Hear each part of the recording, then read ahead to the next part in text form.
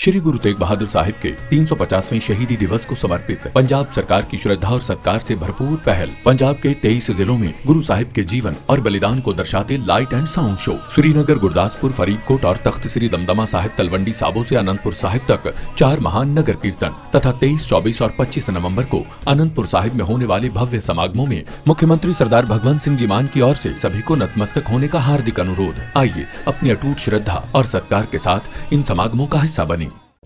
और इस वक्त की बड़ी खबर आपको बता दें, मुर्शिदाबाद के गांव से बड़ी संख्या में बम बरामद हुए हैं। बंगाल में एसआईआर प्रक्रिया के बीच ये इस वक्त की बड़ी खबर आपको बता रही है। मुर्शिदाबाद में 60% से ज्यादा मुस्लिम आबादी है। बम निरोधक दस्ते ने यूं तो सभी बमों को निष्क्रिय कर दिया है, लेकिन सवाल जस का तस है कि मुर्शिदाबाद के गांव से बड़ी संख्या में बम जो बरामद हुए हैं, आखिरकार कौन सी बड़ी साजिश यहां पर रची जा रही थी इस इलाके में जहां पर 60% से ज्यादा मुस्लिम आबादी है। नमस्कार, बहुत बहुत स्वागत है आप सभी का। आप देख रहे हैं एनएमएफ न्यूज, आपके साथ मैं हूं नम्रता चौधरी।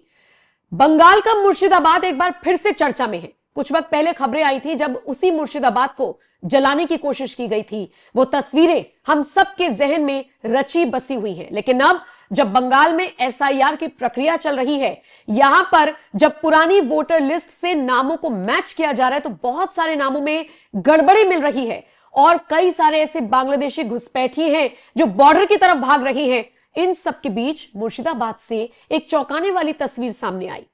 जहां पर बम निरोधक दस्ता पहुंचता है तो वहां पर बहुत बड़ी तादाद में बम मिलते हैं, जिन सभी को निष्क्रिय कर दिया गया है। सवाल यह नहीं है कि निष्क्रिय कर दिया गया है, सवाल यह है कि आखिरकार इतनी बड़ी तादाद में बम यहां पर लेकर कौन आया। आपको बताते चले, अगर मैं आपको पूरे नवंबर का आंकड़ा दिखाऊं तो 150 से भी ज्यादा कच्चे बम बरामद किए गए हैं। 9 बम मदरसे से जुड़े व्यक्ति के घर पर मिल रही हैं, तो कहीं और से भी बम बरामद हो रहे हैं। यह बेहद चिंता का विषय है कि आखिर एसआईआर प्रक्रिया के दौरान ही ये बम यहां से क्यों मिल रही हैं। आइए ग्राफिक्स के जरिए समझ लीजिए कि कैसे एसआईआर के बीच दहलाने की साजिश रची जा रही थी। बंगाल में एसआईआर शुरू होते ही भारी संख्या में बम बरामद हुए।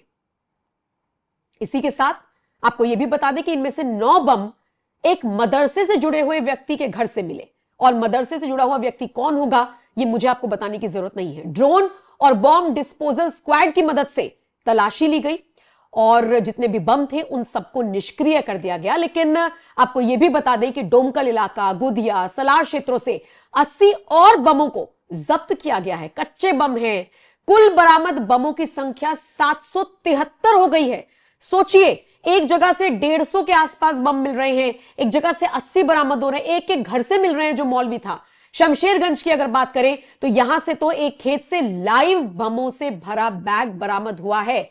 यह कितनी बड़ी साजिश एसआईआर प्रक्रिया के बीच रची जा रही थी, इसका अंदाजा आप लगा सकते हैं। मुर्शिदाबाद का हम जिक्र कर रहे हैं और आइए इसी खबर पर मेरे वरिष्ठ सहयोगी पंकज प्रसून मेरे साथ जुड़ रही हैं। उनसे समझने की कोशिश करते हैं कि आखिर किस तरीके से पता चला कि जहां पर 60% मुस्लिम आबादी है, वहां पर इतनी बड़ी संख्या में बम बरामद हुए। पंकज जी, तो पंकज जी, मुर्शिदाबाद बंगाल का वो इलाका जहां पर मुस्लिम आबादी 60% से ज्यादा है और यहां पर अगर बम मिले हैं और अगर पूरे बंगाल की बात की जाए, अब तक 773 बमों का मिलना, वो भी एसआईआर प्रक्रिया के बीच, कितनी बड़ी साजिश हो सकती है। मुर्शिदाबाद की आप हिस्ट्री देखिए, वहां हर चुनाव में सबसे ज्यादा हिंसा अगर किसी जिले में होता है तो वो मालदा और मुर्शिदाबाद में होता है।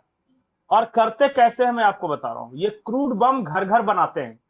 वो सुतली बम जो हमारे यहाँ होता है ना, उस तरह ये आप जाइएगा तो एक सब्जी लेने वाला जो थैला होगा उसमें बम भर के ले जाते हुए लोग मिलेंगे, लुंगी पहन के, और एक वो इस तरह का थैला है, वो बम ले जा रहे हैं। मुर्शिदाबाद का एक और मैं आपको बात बता दूं कि पूरा वो जो ड्रग्स, जाली नोट और अवैध हथियार का ये पूरा रूट है।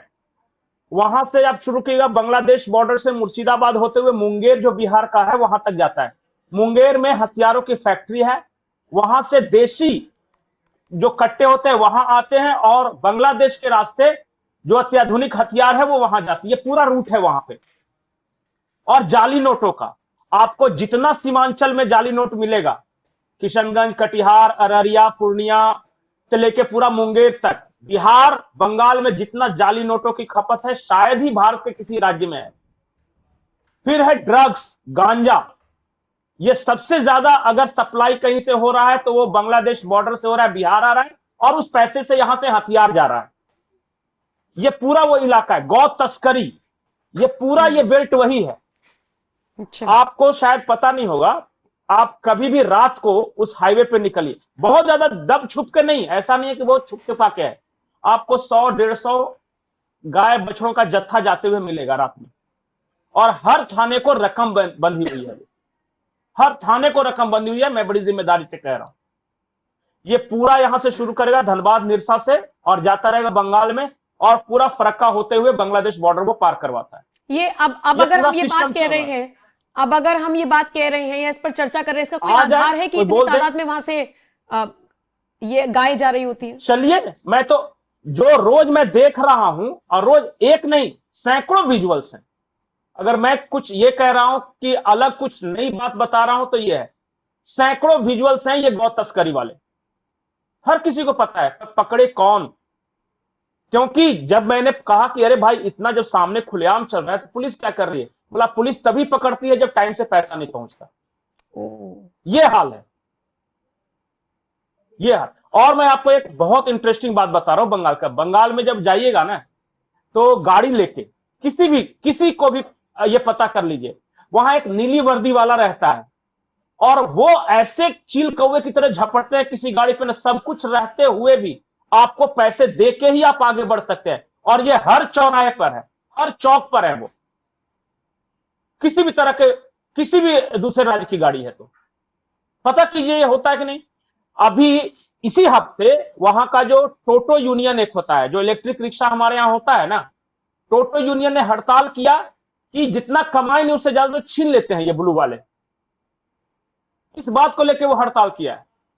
ठीक है। और उस यूनियन का नेता पता है कौन है? ये सब ये जो होमगार्ड टाइप का है, वो ब्लू वाले, जो मेन ट्रैफिक है वो ट्रैफिक मैनेज कर रहा है वो नहीं, इनको वसूली भाई करके लगा रखा है। और वो सब टीएमसी के चेंगड़े हैं, सब चेंगड़ा बोलते हैं वहां लफंदर को।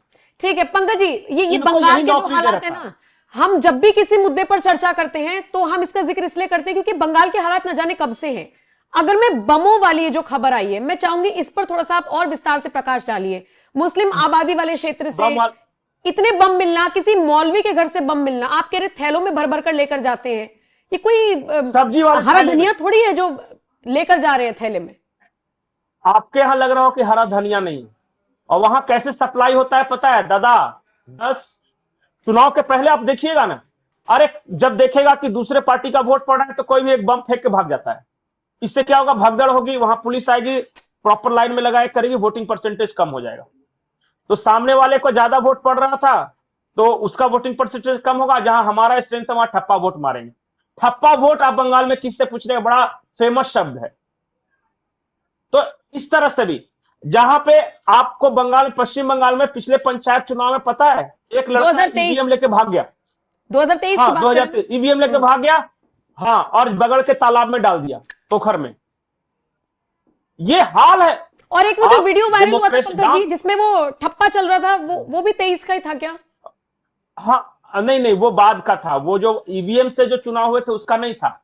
यहाँ पे क्या हुआ था कि वो लोकल बॉडीज के इलेक्शन थे, और वो एक टीचर था, देखिए कौन आएगा चुनाव करवाने, पुलिस टीचर यही था, उन लोगों को जवाब और बैठ के मारते जा रहा था, म्यूजिक सुन रहा है, मार रहा है। हाँ, आपको पता है बंगाल की 30% से ज्यादा आबादी माइग्रेट कर चुकी है। ऑन रिकॉर्ड वहां घोस्ट वोटर बहुत है, और उस राज्य में 80% से ज्यादा मतदान हो रहा है। कभी सोचा है कि मतदान आखिर हो कैसे रहा है? 80% से ज्यादा किसी भी चुनाव का निकाल लीजिए। बिल्कुल। एक खबर पंकज जी मैंने और पढ़ी, ये चूंकि एसआईआर की प्रक्रिया चल रही है, तो गुलशन कॉलोनी नाम से कॉलोनी है, अब बताया जा रहा है कि वहां पर यूपी बिहार से जाकर लोग रहते हैं, और 1 लाख के आसपास की आबादी है, और वोटर वहां पर कितने हैं? 3 से 4 हजार। बाकी लोग कहां हैं? अभी एसआईआर की प्रक्रिया में निकल भाग गया।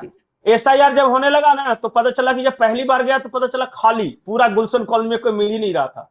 और गुलशन कॉलोनी नहीं है, एक नया पड़ा इलाका है, न्यू टाउन एरिया है, ये सारा मैं तो नाम आपको स्पेसिफिक लिख के दे दूंगा कि कहां पे सब अवैध रूप से बस रहे हैं। लेकिन वो बताया जाए कि यूपी बिहार के लोग थे, यूपी बिहार के थे वो लोग। तो यूपी बिहार, अब यूपी बिहार के थे कि कहां के थे? अगर अवैध थे तो कहीं के हो, सही बात। और अगर यूपी बिहार के हो तो उनका लैंग्वेज से पता चल जाएगा, सही कोई बात। दिक्कत नहीं। एक साधारण बंगाली के पास जाके दो लोगों को खड़ा कीजिए और बातचीत करने के तरीका से पकड़ लेंगे कि वो उस पार वाला है या इस पार वाला है। बहुत आसान है वहां, उनका टोन स्लैंग सब अलग होता है। और वैसे भी तो, अपने आप को बचाने के लिए कुछ तो नैरेटिव फैलाया जाएगा ना कि जी यूपी बिहार से थे, यूपी बिहार वालों को ऐसे भागते हुए देखा है क्या कभी? ये सब काम ही नहीं है। वही तो। और मैं एक बात और आपको इंटरेस्टिंग बात बताऊं, बंगाल में हिंदुस्तानी मुसलमान बनाम बाहरी मुसलमान की लड़ाई हो रही है। अच्छा। ये बहुत इंटरेस्टिंग है। और जो ये एसआईआर हो रहा है ना, आप वहां जाके बूम लगाइए तो आपको बहुत सारे लोग मिलेंगे, बोला अच्छा हुआ सब भाग गया, बांग्लादेशी था वहां रहता था, भाग देखा गया। मैंने, वो सुना मैंने बताएंगे 2-4 लोगों को। हाँ, और वो मुसलमान है जो बताने वाला, क्यों? क्योंकि वो यहाँ के हैं। और होता क्या है कि देखिए, यहाँ का जो लोकल मुसलमान है ना, वो शुरू से है, और वो यहाँ उसका खेत भी है, वहां पोखरा बोलते हैं जो जहां मछली पालन के लिए तालाब टाइप का बना के रखते हैं हर आदमी, वो है। अब पता चला इसका पोखरा का मछली मार के भाग जाता है बांग्लादेशी, इसका फसल चोरी करके भाग जा रहा है। ये भी वहां है, गांव में ये सब समस्या है। वो लफंदर, वो तो क्या खाली हाथ आए थे, खाली हाथ जाना है, तो उनको क्या है कि एक लुंगी रखना है अपने थैले में और एक पानी का बोतल रखना है, और जो पहने हुए लुंगी उसके मोड़ के कुछ पैसे रखने हैं ताकि कोई मांगे तो पकड़ा देना है वहां पे। बस इतना ही उनके पास आता है। और यहां से आके वो आधार कार्ड बनवाने का जितना खर्चा बैठ गया 3,500-4 हजार रुपया, उसके बाद देखिए इनका तांडव। और ये झगड़ा करते हैं, ये किराए पे जब रहते हैं ना, लोकल मुसलमानों के यहाँ भी रहते हैं, किराए पे तो जल्दी खाली नहीं करते हैं, और 8-8, 10-10 बच्चे सब पता नहीं कहां से लेके आते हैं इतना सारा। हमारे यहाँ तो प्लास्टिक का ड्रम बेच रहे हैं आजकल बांग्लादेशी, देख के हम बताते हैं कहां से आओ, तो दादा उस पार से आए, तो कोई रोका नहीं, बोला नहीं कोई दिक्कत नहीं, ऐसा दे के आया है। खुलेआम वो बोल रहे हैं, ऐसा नहीं कोई छुपी हुई बात है। नहीं, लेकिन अब उन्हें ऐसा लग रहा है, आइए अब तो ऐसा लग रहा है कि भागना पड़ेगा भैया, एसआईआर हो रहा है, इसीलिए तो बॉर्डर पर कतारों में बैठे हुए हैं अपने पूरे वो सामान के साथ। वो भाग कौन रहा है पता है? जो सीधे साधे लोग हैं, जो मक्कार है ना, जो हिंदू नाम बदल दिया है या जिसने प्रॉपर्टी या फ्लैट खरीद लिया है, वो कहीं नहीं जाने वाला, वो लड़ाई कर लेगा पर नहीं जाएगा। वो वेट करेंगे बंगाल का एसआईआर खत्म हो, बंगाल का चुनाव खत्म हो, बस वो वेट कर रहे हैं। बस देखिए ना, वो कहीं नहीं जाने वाला। ये जो नए नए आए हैं ना तुरंत वाला, जिसके पास कुछ नहीं है, वो बेचारा डर के मारे भाग रहा है कि पता नहीं क्या हो जाएगा, इस वजह से। और थोड़ा सा चीजें सेटल होने दीजिए, ममता बनर्जी का 1-2 स्टेटमेंट आने दीजिए, भागने की रफ्तार कम हो जाएगी। आश्वासन चाहिए उन्हें कि भाई अभी है यहाँ। ठीक है, फिलहाल कभी मैं तो ये चाहता हूं, पता है, ईमानदारी से चाहता हूं कि एक बार आके कोई देखे और पूरा वो देखे, इतना वहां लगेगा कि अरे ऐसा होता है क्या, बाहर से नहीं समझ में आता। बंगाल में आके देखिए ना, चलिए दिखा देंगे, बांग्लादेशी बैठा हुआ बोलेगा हाँ बांग्लादेशी आए, तो क्या कर लेगा, ऐसे बात करते हैं वो। और 1-2 रहे तब आप कुछ कर भी सके, वो तो पूरा का पूरा गांव बस गया है। ठीक है। मुझे लगता है ये जो एसआईआर की प्रक्रिया जब पूरी होगी तो बहुत सारी चीजें सामने आएंगी, थोड़ी पारदर्शिता के साथ भी हमें बहुत कुछ देखने को मिलेगा। लेकिन इन सबसे इतर अगर हम देख रहे हैं कि भैया बम बरामद हो रहे हैं, थैलों में भर भर कर ले जाए जा रहे हैं, और जैसा कि आप भी कह रहे हैं और मैं भी 2-3 रिपोर्ट्स में पढ़ चुकी हूं, मुझे ये नया लग रहा होगा, लेकिन ये नया नहीं है। चुनावों से पहले वहां पर इस तरीके की घटनाएं होना आम बात है, बरगलाने के लिए, बूथ पर मतदाताओं को भगाने के लिए, सारी चीजें आम है। लेकिन इस बार के चुनाव एसआईआर प्रक्रिया के बाद ये सारी चीजें हो पाएंगी या नहीं, ये जितने भी लोग बम रख रहे हैं ये अपने मंसूबों में कामयाब हो पाएंगे या नहीं, देखने वाली बात होगी।